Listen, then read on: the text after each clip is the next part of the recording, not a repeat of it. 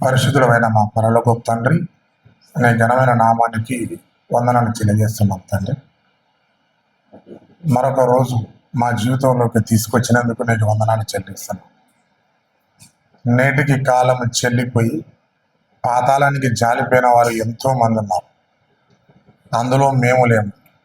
మాకు ఇంకా అవకాశం, నీ వాక్యం వినే అదృష్టం, మా జీవితంలో చేసినటువంటి ఇప్పటికీ పొరపాట్లు ఏమైనా ఉంటే నీ వాక్యం ద్వారా మరలా సరిదిద్దుకొని నీ యందు భయభక్తులు కలిగి జీవించే అవకాశం మాకు కలిగించినందుకు వందనాలు.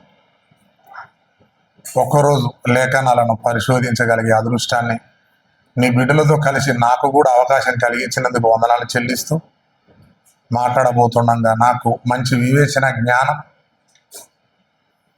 నీ పిల్లలకు అర్థం చేయించగలిగే అంత మేధస్సు నాకు ఇవ్వమని వేడుకుంటూ యేసుక్రీస్తు నామములో అడుగుతున్నాం తండ్రి, ఆమేన్.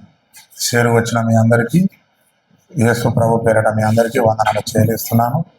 మరి వేదికని అలంకరించినటువంటి సంఘ కాపరి, అలాగే మరి వాక్యాన్ని బోధించగలిగే ఒక రాకేష్ గారికి మరి మీకు అందరికీ హృదయపూర్వకంగా వందనాలు తెలియజేస్తున్నాను. మరి రెండవసారి నాకు మరలా అవకాశం కలిగించినందుకు మీకు కూడా వందనాలు తెలియజేస్తున్నాను. పిల్లరా, మరి ఒక మంచి విషయాన్ని మనం ఆలోచిద్దాం. మాకు ఇచ్చిబడినటువంటి 30 నుంచి 35 నిమిషాల్లో మీకు దేవుని యొక్క లేఖనాల్లో నుంచేనే, మీరు ఎప్పుడు చదివిన మాటల్లో నుంచేనే, మీరు ఎప్పుడు విన్న మాటల్లో నుంచేనే కొద్దిగా దీనిలో ఎంత అర్థం ఉందా అని మరొకసారి మీకు అనిపించేలాగా ఉంటుంది. చూద్దాం.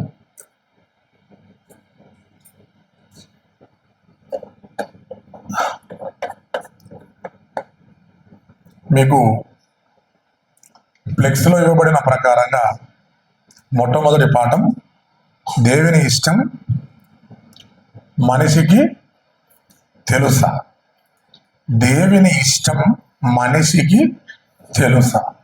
పాఠంలోనే, టైటిల్లోనే అక్కడొక అర్థం ఉంది చాలా. దేవుని ఇష్టం అసలు మనిషికి ఎందుకు తెలియాలి? అడవిలో సింహం పెద్ద మృగరాజు, ఒక సింహానికి తెలవాలి. సింహం అంటే అది గాండ్రిస్తే ఇంచుమించు ఒక 3 నుంచి 4 కిలోమీటర్ల వరకు దాని గాంభీరత్వానికి మనిషి భయపడతాడు. కొన్ని జంతువులు సదురుకుంటాయి, కొన్ని జంతువులు భయపడి మెసలుకుంటాయి. ఒక సింహానికి ఇవ్వని ఘనత ప్రకృతిలో మనిషి కంటే ఆకాశ నక్షత్రాలు ఎంతో పెద్దవి, విశ్వం పెద్దది. మరి దేనికి ఇవ్వని ఆధిక్యత ఒక మనిషి ద్వారానే దేవుడు ఇష్టాన్ని నెరవేర్చుకోవాలనుకుంటున్నాడట. అంతే కదా? దేవుని ఇష్టం మనిషికి తెలుసా? మనిషికే తెలవాలా? ఎందుకు తెలవాలా? మనిషి ఒక సింహానికి తెలవచ్చు కదా, ప్రకృతిలో ఎన్నో వాటికి తెలవచ్చు కదా. ఒక దేవుని ఇష్టాన్ని మనిషి ఎందుకు తెలుసుకోవాలి అంటే, ప్రియులారా, మానవుడు దేవుని స్వరూపి గనక. మీరంతా దేవుని స్వరూపాలు, దేవుని నుంచి విభాగించి వచ్చిన ఆత్మలు మీరంతా. ప్రకృతి అంతా చేయబడింది మానవుని కొరకు. మానవుడు 6 అడుగులే అయినప్పటికీ విశ్వం ఎంతో పెద్దది, భూమి కంటే చాలా పెద్దది ఒక నక్షత్రం. విశ్వములో ప్రతిదీ కలిగింది అంటే అది మానవుడు ఉన్నాడనే కలిగిందని మీరు గమనించాలి. మనిషి ఉన్నాడు గనకనే సూర్యుడు ఉంది, మనిషి ఉన్నాడు గనకనే చంద్రుడు ఉన్నాడు, మనిషి భూమి మీద ఉన్నాడు గనకనే ఈ విశ్వమంతా చేయగలిగింది. అంటే ఈ మనిషే లేకపోతే ఇవన్నీ కలగలేవు. అంటే మనిషి ఎంత గొప్పవాడో ఆలోచించు. అందుకే టైటిల్ అదే పెట్టాను నేను. అందుకే దేవుని ఇష్టం మనిషికి తెలుసా? వేటికి తెలవాల్సిన అవసరత లేదు దేవునికి, మనిషికే తెలియాల మరి దేవుని ఇష్టం. ఎందుకు? దేవుని ఆలోచనలో ఉన్న వ్యక్తివి నువ్వు. ప్రతి స్త్రీ ప్రతి పురుషుడు ఆకారంగా మాత్రమే స్త్రీ పురుషులు గాని మీలో ఉన్న ఆత్మ మాత్రము తండ్రిలో నుంచి విభజించి వచ్చినవే. సాక్షాత్తు మీ రూపాలు దేవుని నుంచి విభజించి వచ్చినవి ఆత్మలు ఇవన్నీ. ఒక జంతువు ఆలోచించది, ప్రకృతిలో ఏది ఆలోచించది. ఒక మనిషి మాత్రమే ఆలోచించగలడు మంచి చెడులు. ఒక సింహం ఆలోచించగలదా మంచి చెడు? దానికి ఆహారం కొరకు ఎదురుగా ఉన్నది ఏదైనా సరే అది మాంసము అని బ్రతికి ఉండగానే పీక్కొని లాక్కొని తింటుంది అది. కానీ మనిషి మాత్రం కొద్దిగా ఆలోచిస్తాడు, అరే పాపం రా అంటాడు, అయ్యో అంటాడు. ఇవన్నీ ఆలోచించగలిగాడు అంటే ఎలా ఆలోచించగలుగుతున్నావు నువ్వు? దేవుని స్వరూపం నీలో ఉంది కనుక నువ్వు ఆలోచించగలుగుతున్నావు. అందుకే నువ్వే తెలుసుకోవాలి మరి ఆయన ఇష్టాన్ని. జంతువులు తెలుసుకోలేవు కదా ఆయన ఇష్టాన్ని. అందుకే మానవుడు ప్రకృతి అంత కలిగింది అంటే, ఇంత పెద్ద విశ్వం యూనివర్సల్ తిరుగుతుంది అంటే, సూర్యుని చుట్టూ భూమి తిరుగుతుంది, భూమి చుట్టూ కొన్ని గ్రహాలు తిరుగుతున్నాయి. ఇన్ని గ్రహాలు తిరుగుతున్నాయి అంటే పిల్లరా, కేవలం మానవులమైన మనము దేవుని భాగాన్ని దించుకొని పుడుతున్నాము గనక, మనలో ఆయన దీపం ఉన్నది గనక. చూడండి ఆదికాండం 1:26 మన ఎవరో మొదట అర్థం కావాలి. దేవుడు మన స్వరూపమందు మన పోలిక చొప్పున నరులను చేయదము అన్నాడు. చూడండి దేవుడు అంటున్నాడు, యేసుక్రీస్తుతో పరిశుద్ధాత్మునితో ఈ సృష్టి కలగక మునుపు, ఈ భూమి మీద ఏది కలగక మునుపు వాళ్ళు అనుకున్నారంట, మన స్వరూపమందు మన పోలిక చొప్పున నరులను చేయుదము. దేవుని స్వరూపం భూమి మీదకి పోతుంది అంటే, విశ్వం మీద మానవుడు అడుగు పెడుతున్నాడు అంటే ఆ మనిషి ఎవరో కాదు, సాక్షాత్తు దేవుని కుమారులం మనం అంతా, దేవుని పిల్లలం మనం. 27-28 చూడండి. అలా అట్లే దేవుడు తన స్వరూపమందు నరును సృజించెను, దేవుని స్వరూపమందు శ్రీనిగాను సృజించెను.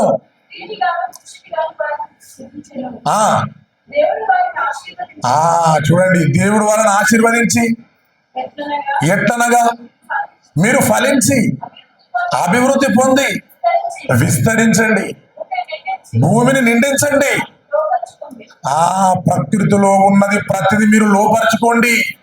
ఒక మానవునికి మనిషికి ప్రకృతిలో ఉన్న ప్రతి జంతువు నీదే, లోపరుచుకో, ప్రతిది ఏలు అని ఒక ప్రకృతి అంతా, విశ్వాన్ని అంతా, ప్రకృతిలో ఉన్నది ప్రతిదీ మానవునికి అప్పగించేస్తున్నాడు అంటే మనిషి ఎంత గొప్పవాడు.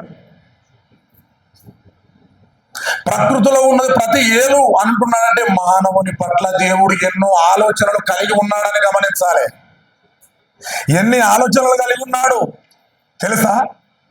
కీర్తనల గ్రంథం 40:5 తీయండి. మానవుని పట్ల దేవుడు ఎన్ని ఆలోచనలు కలిగి ఉన్నాడు. కీర్తనల గ్రంథం, యెహోవా నా దేవా, నీవు మా ఎడల జరిగించిన ఆశ్చర్య క్రియలను, మా ఎడల నీకున్న తలంపులను బహు విస్తారములయ్యా, వాటిని వివరించి చెప్పేదనను నేను అనుకుంటున్నా, అవి లెక్కకు మించి ఉన్నవి. దావీదు గారు అంటున్నాడు, మానవుని పట్ల నువ్వు ఇంత ఆలోచన కలిగి ఉన్నావా దేవా? ఒక మానవుడు భూమి మీదకి వస్తున్నాడని తెలిసి చంద్రుడు, సూర్యుడు, పక్షులు, జంతువులు ప్రతిది సమస్తాన్ని ఏలమని చెప్పావు. సముద్రంలో చేపలని వాటిని తిను అని చెప్పన్నావు. ఇవన్నీ మీకు ఆహారం అయితే అని చెప్పని పంపిస్తున్నావు. ప్రకృతిలో ఉన్నది ప్రతిది మానవునికి ఇస్తున్నావు అంటే మా పట్ల నీ ఆలోచనలు ఎంతగా ఉన్నాయి. అసలు వీటిని లెక్క పెడదామంటే అసలు ఆలోచన తోడం లేదు. అసలు మా పైన నీకు ఎందుకుంది ఇంత ఆలోచన అని అంటే, చూడండి మరొక దగ్గర ఏమంటాడు, కీర్తనల గ్రంథం 139 16-17 కీర్తనల గ్రంథం.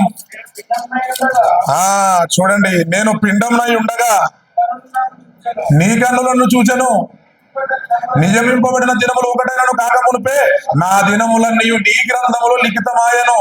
దేవా, నీ తలంపులు నాకెంతో ప్రియమైనవి, వాటి మొత్తం ఎంత గొప్పది, వాటిని లెక్కించదననుకుంటే నావి ఇసుక కంటే లెక్కకు ఎక్కువై ఉన్నవి అంటున్నాడు. ఎందుకు మానవుని పట్ల దేవుడు ఇంత ఆలోచనలు కలిగి ఉన్నాడు అంటే, నువ్వు దేవుని స్వరూపానివి గనక, దేవుని ప్రతినిధివి గనక, దేవుని దీపం నీలో ఉన్నది గనక, నువ్వు ఆలోచించగలిగే మేధస్సు గలవాడు గనక నీ పైన ఎన్నో ఆలోచనలు పెట్టుకున్నాడు దేవుడు. నువ్వు భూమి మీదకి వస్తున్నావని తెలిసి ప్రకృతిలో ప్రతిదీ కలగజేశాడు. రాత్రి కాగానే నిద్రపోవాలి, ఉదయం కాగానే తన పని చేయాలని ప్రకృతిలో కలిగించే విశ్వాన్ని 6 దినాలు చేసి 7వ దినముల దేవుడు విశ్రమించాడంటే మానవుని పట్ల ఎన్ని తలంపులు కలిగి ఉన్నాడో మీరు ఆలోచించండి. దేవుడే విశ్రమించాడు. 6 దినాలు దేవుడు కష్టపడ్డాడంటే ఎవరి గురించి? మన గురించి కాదా? మన గురించే కదా.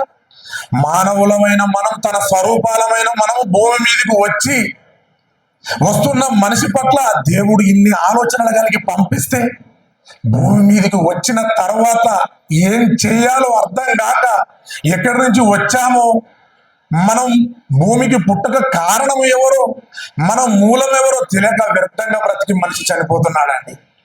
దేవుడేమో మానవుని పట్ల ఎన్ని తలంపులు కలిగి ఆలోచనలు కలిగి పిండమై ఉండగానే దేవుడు తల్లి గర్భంలో ఎదుగుతున్నప్పుడు 1 దినము కూడా కాకమునిపే తన గ్రంథంలో రాసుకున్నాడంట దేవుడు. ఎందుకు? ఆయన నీవు గర్భంలో ఉన్నప్పుడు దేవుడు 1 దినము కాకమునిపై ఆయన రాసుకున్నాడు అంటే, నువ్వు భూమి మీదకి వచ్చిన తర్వాత రోడ్డు మీద గొప్ప గొప్ప బిల్డింగ్లు కట్టి సెటర్లు వేసి నెలకు ₹1,00,000 కిరాయిలు తీసుకొని గొప్పవాడిగా సంపాదించి తిరిగి రావాలేనా? తల్లి గర్భంలో నువ్వు నేను ఉన్నప్పుడు ఆయన లిఖితం చేసుకుంది. ఆయన గ్రంథంలో నువ్వు నేను మన తల్లి గర్భంలో ఉన్నప్పుడు ఆయన చూశాడట, ఆయన రాసుకున్నాడట. ఎందుకు? నువ్వు ప్రథముడవు, ముఖ్యుడవు, ఆయన ప్రతినిధివి నువ్వు. ఆయన జీవం నీలో ఉంది కనుక ఆయన నీ నుంచి ఏదో కావాలని కోరుకుంటున్నాడు. ప్రకృతిలో ఉన్నది ప్రతి మనిష్టానుసారంగా చేశాడా? ఆయన ఇష్టానుసారంగా చేశాడా? మనిష్టారంగా చేశాడు. భూమి మీదకి నువ్వు వస్తున్నావు అన్నది 60-70 ఏళ్ళు ఆదాము అవ్వలు పండు తినక ముందుకు మరణమే లేనప్పుడు. ఒకవేళ ఆదాము అవ్వలు కనుక పండు తినకపోయి ఉంటే ఇప్పటికి మనం ఆదాము అవ్వలని చూసేవాళ్ళం. మరణం మనకు లేదు. తరతరాలు ఎన్ని తరాలు నువ్వు తిని అరగేసినా తరగని ప్రకృతిలో దేవుడు మన గురించి పెట్టాడు. అది నువ్వు అనుకున్నావా? భూమి మీదకి వచ్చే ముందు నాకు ఈ పండు కావాలి, ప్రకృతిలో ఈ సూర్యుడు కావాలి, ప్రకృతిలో ఈ జంతువులు కావాలి, నాకు ఆహారంగా ఇవి ఉండాలని మనం అనుకున్నామా? ఏమీ అనుకోలేదు. మనం ఏమో అనుకోకుండానే మన ఇష్టాన్ని తండ్రి నెరవేర్చి ప్రకృతిలో పెట్టి నిన్ను భూమి మీదకి దించాడు. మనం భూమి మీదకి వచ్చినప్పుడు కనీసం ఇది కావాలని మనం ఎప్పుడైనా దేవుణ్ణి మనం అడిగామా? ఏమీ అడగలేదు. ఏది అడగకపోయినా భూమి మీదకి వచ్చిన మనిషి తన దగ్గరికి భూమి మీద నుంచి బ్రతికి తిరిగి తన దగ్గరికి చేరేంత వరకు ప్రకృతిలో ప్రతి అవసరమైనది నీకు అడగకపోయినా నీకు నాకు అందరికీ ప్రకృతిలో పెట్టాడు దేవుడు. అవునా కదా? ఎంతో ప్రేమమయుడు. ఆలోచించు. దేవుడు అంత ప్రేమ కలిగి దేవుడు మన ఇష్టాన్ని నెరవేర్చి ప్రకృతిలో పెట్టాడు. నీకు పిల్లలు కావాలంటే ఇస్తున్నాడు, నీకు ఆపదలో ఉంటే ఆదుకుంటున్నాడు, సమస్యలు వస్తే దేవానంటే వింటున్నాడు. ఇన్ని కలగజేశాడు ప్రకృతిలో నువ్వు వస్తున్నావని తెలిసి. మరి అంత గొప్ప స్వరూపాన్ని ధరించుకొని భూమి మీదకి వచ్చిన నీవు, మరి దేవుడు ఉన్నాడు, ఆయనకు ఒక గ్రంథం ఉంది, దాన్ని చదవాలి. ఆయన ఇష్టం ఏమై ఉంటుంది? దేవుడే ఎప్పుడు మన ఇష్టాలను నెరవేర్చే దేవుడే, కానీ దేవునికి ఇష్టం అంటూ ఒకటి ఉంటుందా? ఆయనకు అసలు ఇష్టం ఏముంటుంది? ఆపదలో మొక్కులవాడుగా ఉంటాడే తప్ప, ఎప్పుడు మన ఆపదలను తీర్చేవాడే ఉంటాడే తప్ప, దేవునికి అసలు ఎప్పుడైనా ఆయనకు కోరిక ఉందా, ఇష్టం ఏమైనా ఉందా అని దేవుని పిల్లలుగా మనం ఎప్పుడైనా మనం ఆలోచించామా? ఆలోచించలేదు. కానీ బైబిల్లో ఒక వ్యక్తి ఆలోచించాడట.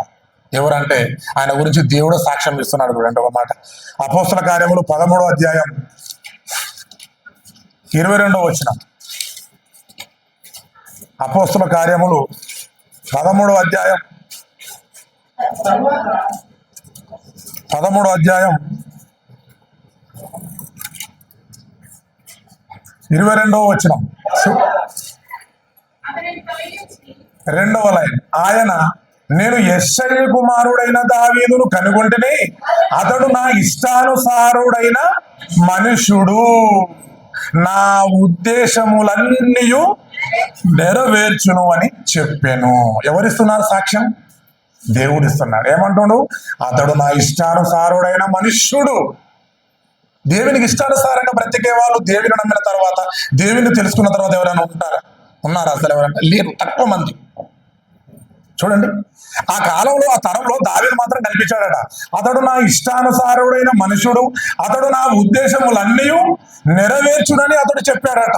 ఎలా చెప్పగలిగిండు? దావీదుని దేనిని బట్టి చూసి ఫ్యూచర్ చెప్పగలిగిండు దేవుడు. నా ఉద్దేశాలను ఇతడు నెరవేరుస్తాడు, నేను ఒక విషయాన్ని కనుగొన్నాను అని చెప్పని చెప్తున్నాడు. యెష్షయి కుమారుడైన దావీదును నేను కనుక్కున్నాను, ఈ తరంలో అంతటా చూశాను. సౌలు రాజుగా ఉన్నాడు, ఎంతో మంది ఇశ్రాయేలుగా ఉన్నారు, ఒక్కరు కూడా నాకు ఉపయోగపడేటట్టుగా లేరు. అందరూ దేవుడు అంటే తెలుసు, ఇశ్రాయేలులకు దేవుడు అంటే. చాలా మందికి యెహోవాయే దేవుడు అని తెలుసు, కానీ ఇష్టానుసారంగా జీవించగలిగేవాడు, దేవుని ఇష్టాన్ని తెలుసుకునే వాళ్ళు మాత్రం ఆ కాలంలో ఎవ్వరూ లేరట. పోనీ ఈ కాలంలో అయినా ఉన్నారు? ఆయన ఇష్టాన్ని ఎంతమందికి తెలుసు చెప్పు? దేవుడు తెలిస్తే సరిపోతుందా? పాటలు పాడి భజన చేస్తే అయిపోతుందా? అది మనకు పరలోకం వస్తుందా? ఈ భ్రమలోనే ఉన్నాం మనం అంతా, ఇలాంటి భ్రమలోనే ఉన్నాం. అయ్యో, ఏదో 2 పాటలు పాడి దేవుణ్ణి తెలుసుకున్నాం కదా, బాప్తిసం తీసుకున్నాం కదా, మనకే పరలోకం, ఇంకెవరికి పరలోకం? యేసుక్రీస్తును నమ్ముకున్నాం, బాప్తిసం తీసుకున్నాం, క్రమం తప్పకుండా చర్చికి పోతున్నాం. మనకు తప్ప ఇంకెవరుకుంటున్నా పరలోకం అన్నది మనదే 100% మనదే. నా కుటుంబం పరలోకానికి వెళ్తుందని మనం అనుకుంటున్నాం. కానీ మరి ఆయన ఇష్టాన్ని నెరవేర్చుకుంటా నువ్వు భూమి మీద నుంచి వెళ్ళిపోతే పరలోకం మనకి ఎలా వస్తుంది చెప్పండి? నువ్వు యేసుకు సహోదరుడిగా కావాలంటే, ఒక యేసుకు సహోదరుడుగా కావాలి అంటే ఆయన ఇష్టాన్ని నువ్వు నెరవేర్చాలి కదా. ఆయన ఇష్టం ఏందో మొదట తెలియాలి నీకు. దేవుడు ఎవరో నీకు మొట్టమొదటగా అర్థమైతే, యేసుక్రీస్తు నీకంటే ఎవరో అర్థమైతే, పరిశుద్ధాత్ముడు ఉన్నాడన్న సంగతి నీకు అర్థమైతే, ఈ బాప్తిసం తీసుకుని నువ్వు సంఘానికి నడిపింపబడిన దాని అయి ఉంటే ఆయన ఇష్టమేంటో కూడా నీకు తెలియాలి కదా. మరి దేవుని ఇష్టమేంటో మనకు తెలియనప్పుడు ఆయన ఇష్టాన్ని నెరవేర్చకుండా నువ్వు పరలోకానికి ఎలా వెళ్ళిపోదాం అనుకుంటున్నాం మనం? ఇది మనం తెలుసుకోవాలా వద్దా? అంటే దేవుడు తెలిసినంత మాత్రాన దేవునికి ఇష్టలుగా ఉండరు, కొద్ది మందే ఉంటారు. చూడండి ఒక మాట, 1 కొరింథీ 10:5 చూడండి ఒక మాట. 1 కొరింథీ 10:5. 1 కొరింథీ, అయితే వారిలో ఎక్కువ మంది చూసినావా? అయితే వారిలో ఇశ్రాయేలులు అందరూ దేవుని పిల్లలే. 10 తెగుళ్ళు ఐగుప్తుల మీద పడ్డాయి, దేవుడు ప్రపంచం సృష్టించిండు, వాళ్ళని బయటకు తీసుకెళ్ళిండు. మరి సముద్రం అడ్డం ఉంది, దాన్ని 2 పాయాలుగా చేసి నడిపించి మన్నాను తిప్పించి ఎన్ని చూపించినా వారందరూ ఇశ్రాయేలులే. దేవునికి తెలుసు యెహోవా దేవుడే ఈ చేస్తున్నటువంటి అద్భుతాలన్నీ యెహోవా దేవుడే కలిగిస్తున్నాడు. మాకు వెనకాల ముందు దేవుడే ఉన్నాడు. ఎండ దెబ్బల తగలకుండా మాకు మళ్ళీ మేఘాలను పెట్టాడు, ఎండ దెబ్బ మన వాన దెబ్బ తగలకుండా లేకపోతే ఆయా స్తంభాలను పెట్టాడు. సమస్తమును వెనక ముందు దేవుడే ఉన్నాడన్న సంగతి ఇశ్రాయేలులకు తెలుసు. తెలిసినప్పటికీ కూడా అనేకులు ఆయనకు ఇష్టలుగా ఉండలేకపోయారట. చూడండి, అది కళ్ళతో చూసినా గానీ ఆయనకు ఇష్టలుగా ఉండలేకపోయారట. చదవండి మళ్ళొకసారి 10:5. అయితే వారిలో ఎక్కువ మంది దేవునికి ఇష్టలుగా ఉండకపోయిరి. దేవుడు తెలిసినంత మాత్రాన ఆయనకి ఇష్టంగా ఉంటారు అన్నమాట తప్పు. నీకు దేవుడు తెలుసు అంతే, కానీ ఇష్టంగా ఉండలేకపోతాను. ఆయనకి ఇంతకీ ఇష్టం ఏంటి అని చెప్పారంటే ఇప్పుడే చెప్పాడు దావీదు గారు. ఏమన్నాడు? యెష్షయి కుమారుడైన దావీదునే నేను కనుగొన్నాను, ఆయన నా ఇష్టానుసారుడైన మనుషుడు, నా ఉద్దేశములన్నీ నెరవేర్చును అన్నాడు. అసలు దావీదు దేవుని ఇష్టాన్ని ఎలా తెలుసుకున్నాడు? దేన్ని బట్టి తెలుసుకున్నాడు దావీదు గారు? అర్థం కావాలి కదా. మరి ఆయన దేనిని బట్టి దేవుని ఇష్టాన్ని తెలుసుకున్నాడు మనం తెలుసుకుంటేనే మనం కూడా అదే ఇష్టాన్ని తెలుసుకోవడానికి మనం ముందుకు సాగగలుగుతాం. ఇంతకీ దేనిని బట్టి దావీదు గారిని ఫ్యూచర్ని ఎలా చెప్పగలిగాడు? ఎక్కడో గొర్రెలు కాసుకుంటున్నటువంటి ఒక దావీదు గారిని ఇశ్రాయేలుగా రాజుగా చేసి 40 సంవత్సరాలు నిలబెట్టి మరి పరిపాలిస్తున్నాడు. అతని గురించి సాక్ష్యం ఇస్తున్నాడు. ఇతడు నా ఇష్టానుసారుడైన మనుషుడు, నా ఉద్దేశాలని నెరవేర్చగలడు అంటున్నాడు. ఇంతకీ దేనిని బట్టి చెప్పిండు అని అంటే కీర్తనల గ్రంథం 1వ అధ్యాయం 2వ వచనం చదవండి. యెహోవా ధర్మశాస్త్రమునందు ఆనందించుచు దీవారాత్రములు ధ్యానించువాడు ధన్యుడు. యెహోవా ధర్మశాస్త్రాన్ని దీవారాత్రిని ధ్యానించాడు గనకనే దేవుని ఉద్దేశాలను తెలుసుకోగలిగాడు, దేవుని ఇష్టాన్ని తెలుసుకోగలిగాడు. మొట్టమొదటిగా దేవుని ఉద్దేశాలు తెలవాలి అంటే నువ్వు దీవారాత్రములు బైబిల్లో చదవాలను. ఆయన ఇష్టమంతా ఇందులో రాయించాడు. ఎవరో చెబితే కాదు, ఇక్కడ ఆయన దేవుని ఇష్టమంతా బైబిల్లో ఉంది. ఆయన మనసులో ఉన్న మాటలన్నీ మనుషులమైన మన ద్వారా, తన పిల్లల ద్వారా తన ఇష్టాన్ని నెరవేర్చుకోవాలని బైబిల్లో దేవుడు రాయించాడు ప్రతి విషయాన్ని.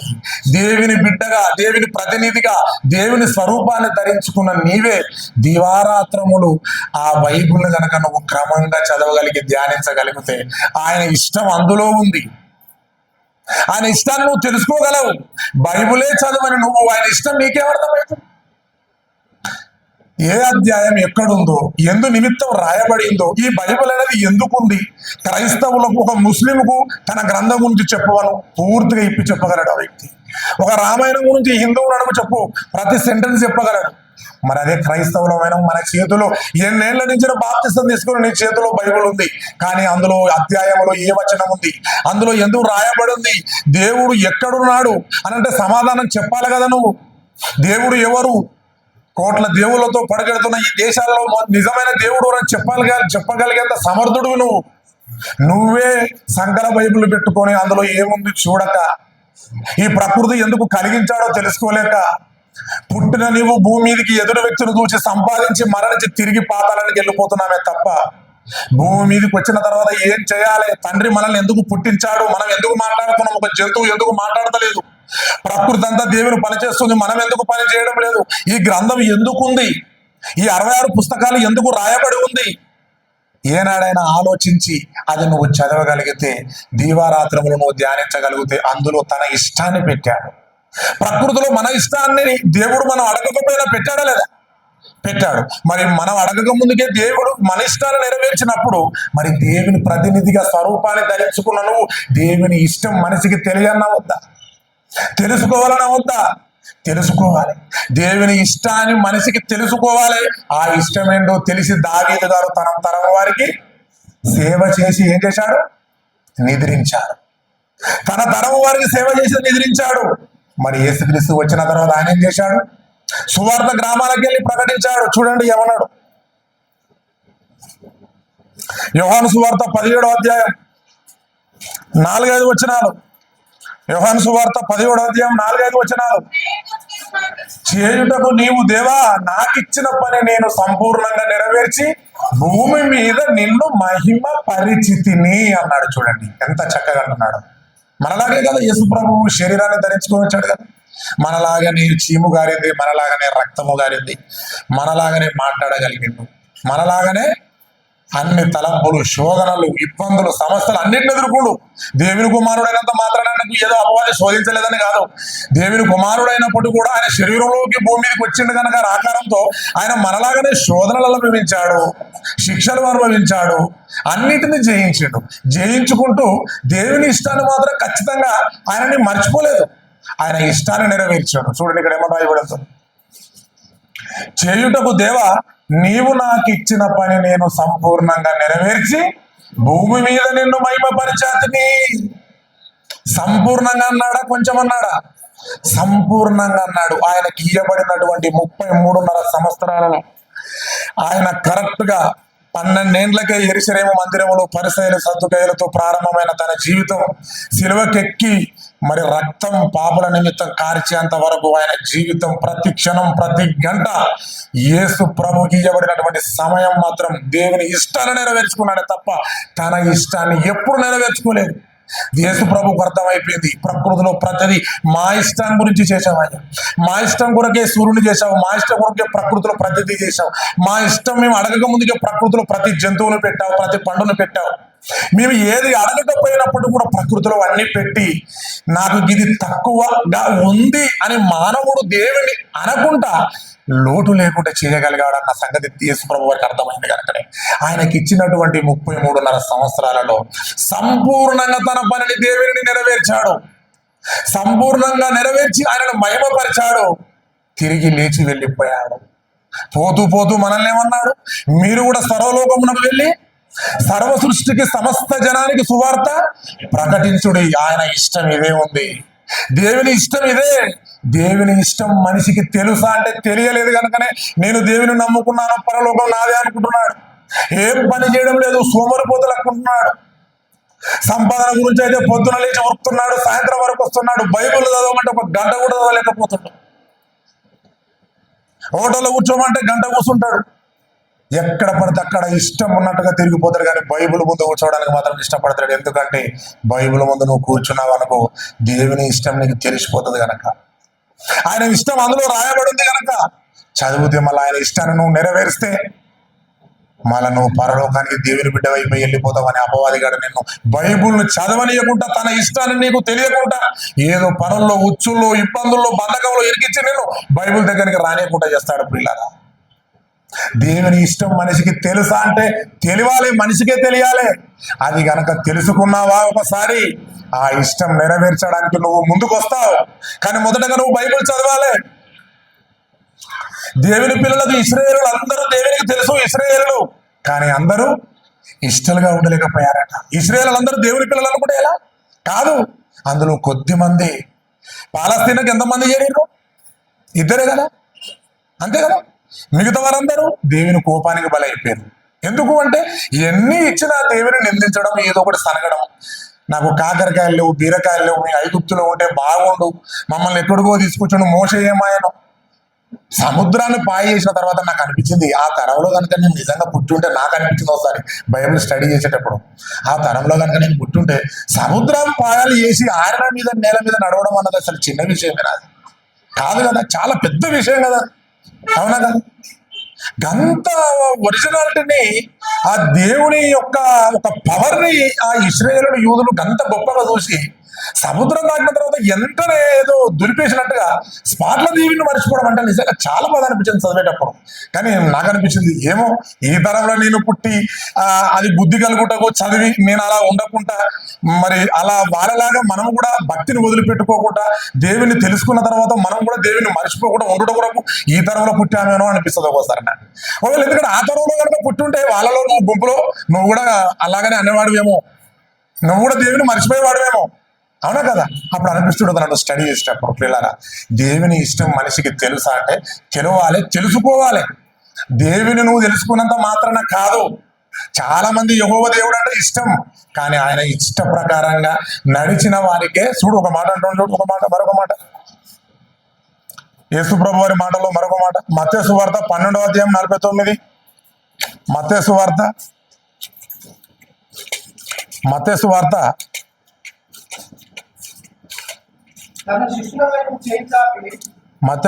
12వ అధ్యాయం 49, 50 చూడండి. తన శిష్యుల వైపు చెయ్యి చాపి, ఇదిగో నా తల్లియు నా సహోదరులు అన్నాడు. అంటే అంతకుముందుకు ఏం జరిగిందో మీకు అర్థం కావాలి. అక్కడ యేసు ప్రభు వారు అక్కడ వాక్యం ప్రకటిస్తున్నారు. తల్లిదండ్రులు అక్కడికి వచ్చారు, మరియా యోసేపు వచ్చారు.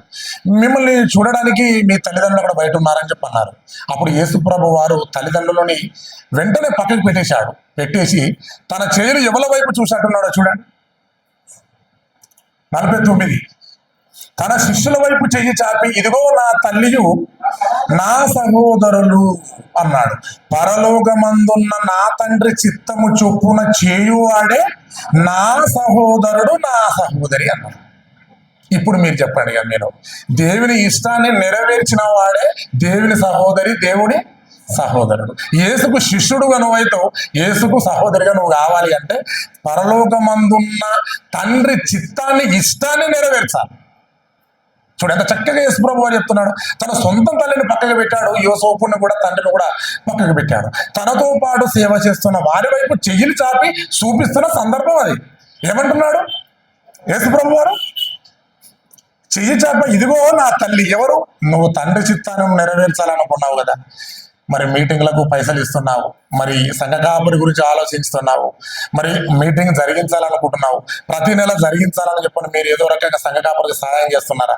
దేవుని కార్యక్రమాలు జరిగించాలని చెప్పి మీకు ఉన్న వాటిలో మీరు ఇస్తున్నారా? ఇవి దేవుని కార్యక్రమాలు. తండ్రి చిత్తం అంటే ఏదో కాదు, ఇవే. ఇక్కడ ప్రతి నెల జరగబడాలంటే ఏం జరగడం? మీ సహకారం కావాలి. తలో రూపాయి అతనికి ఇవ్వాలి, జరగండి కార్యక్రమాలు జరిగించండాలంటే. నెలకొకసారి, ప్రతి నెలకోసారి జరగాలనిపించాలి, అంతే కదా. మనం ఎన్నో పోగొట్టుకున్నాం. దేవుని గురించి మనం పోగొట్టుకుంటే నష్టం జరుగుతుందా? అన్ని రాసుకుంటాడు కదా దేవుడు. దేవునికి ఇచ్చింది ఎక్కడ చెడిపోతుందా? చెడిపోదు కదా. అంటే ఇది అన్నమాట దేవుని ఇష్టం తెలుసుకుని ఇవ్వగలిగింది. అంటే నీకు తోచినంతలో నువ్వు ఇవ్వాలి. చెప్పగలిగిన తలాంతు నీకుంటే చెప్పగలగాలి, ఇవ్వగలిగినంత తలాంతు ఉంటే ఇవ్వగలగాలి. ఇది దేవుని పని. ఇది నువ్వు యేసుక్రీస్తుకు సహోదరిగా ఉంటావు. అదేగా చేయి చెప్పండి. మరొక మాట చూడండి, మత్తయి సువార్త 7:21.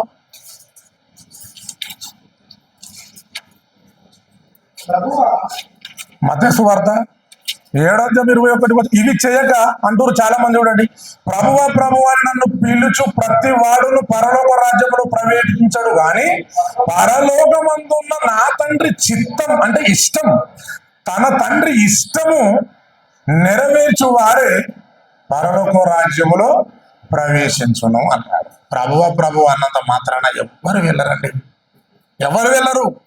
పరలోకంలో ఉన్నటువంటి తండ్రి ఇష్టాన్ని నువ్వు నెరవేర్చాలని అనుకున్న వారు ఎవరైతే మాటల ప్రకారంగా జీవిస్తారో వారికి మాత్రమే పరలోకం. అందరు వెళ్ళిపోరు. అందరూ అంటారు ప్రభు అని చెప్పని. యేసుక్రీస్తు కొండ మీద ప్రసంగించినప్పుడు 1000 మంది వచ్చారు. ఇజ్రాయెల్ దేశంలో యూదులున్న కాలంలో యేసు ప్రభు వారు ప్రసంగాలు చేస్తుంటే ఎంతో మంది ఉన్నారు.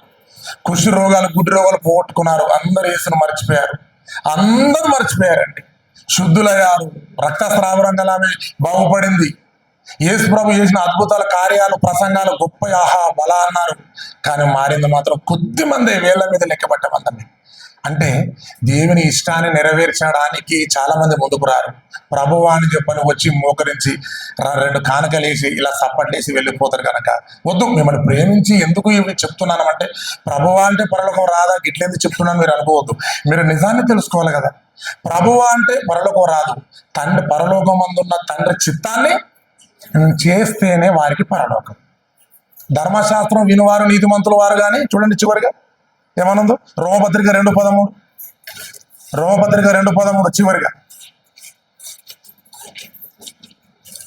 రోమపత్రిక, ధర్మశాస్త్రం వినువారు, చూడండి, ధర్మశాస్త్రం వినువారు దేవుని దృష్టికి నీతిమంతులు అస్సలే కాదు. దేవుని వాక్యాన్ని అనుసరించి ప్రవర్తించు వారే నీతిమంతులుగా ఎంచబడతారు. ధర్మశాస్త్రాన్ని విన్నంత మాత్రాన ఈ రోజు వెళ్ళాం, ఆరాధనకి వెళ్ళాం, చక్కని వాక్యం 2 అన్నయ్యల ద్వారా అంతో ఎంతో నేర్చుకోగలిగాం, మా హృదయంలోకి వాక్యం అనేది వచ్చింది, హ్యాపీ అంటే కాదట. ధర్మశాస్త్రం వినువారు దేవుని దృష్టికి నీతిమంతులు కారని దేవుడే అంటాడు.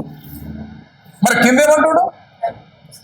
వాటి ప్రకారంగా జీవించాలి. విని వెళ్ళిపోవడం నటన, కానీ విన్న వాక్యం ప్రకారంగా జీవించడం అనేది ఒరిజినాలిటీ. ఇది అన్నమాట. అంటే విన్నవారంతా నీతిమంతులు గారు, కానీ వినిన ప్రకారంగా జీవించిన వారే నీతిమంతులు. వాక్యం విన్నోళ్ళంతా పరలోకానికి వెళ్ళాలనుకుంటే ఒకేసారి ప్రపంచ దేశాలకు ఆన్లైన్ కలిపి ఒక్కడేసారి వాక్యం వినిపించవచ్చు. 850 కోట్ల మంది ఒక్కడేసారి పరలోకానికి వెళ్ళిపోతారు.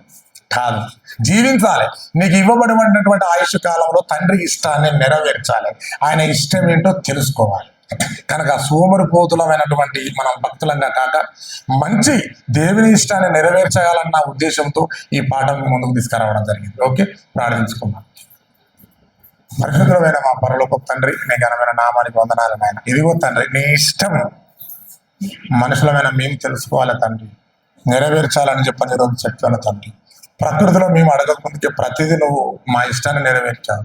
మరి మీ పిల్లలంగా మా నుంచి ఏదో ఇష్టాన్ని నువ్వు కోరుకుంటున్నావు. అది ఏంటంటే లోకానికి వెళ్ళాలి, సువార్త ప్రకటించుకోవాలి, మా క్యారెక్టర్ బాగుండాలి, మేము పవిత్రంగా జీవించాలి, బ్రతకాలి, అహర్నిశలు ధర్మశాస్త్రమును మరి ధ్యానించాలి. నీ వాక్యం విన్నవారు నీతిమంతులు గారు, కానీ వాటి ప్రకారంగా జీవించేవారే మరి నీతిమంతులు అన్నావు. మేము జీవించేవారుగా ఉండాలి తప్ప ఇక్కడ కూర్చున్నవారు కేవలం వినిపోయి దురిపి మరల లోకంలో కలిసేవారుగా ఉండకుండా విన్న వాక్యం వీళ్ళు కొద్ది 30-60 ఫలించి మరి వాళ్ళు మరి నాయన బహుగా విస్తరించడం వలన మీరు మహిమపరచబడతారు. ఇంతవరకు జరిగించినందుకు మీకే మహిమ, ఘనత, ప్రభావములు మీకే చెల్లాలని కోరుకుంటూ యేసుక్రీస్తు నామమున అడుగుతున్నాం తండ్రి. ఆమేన్.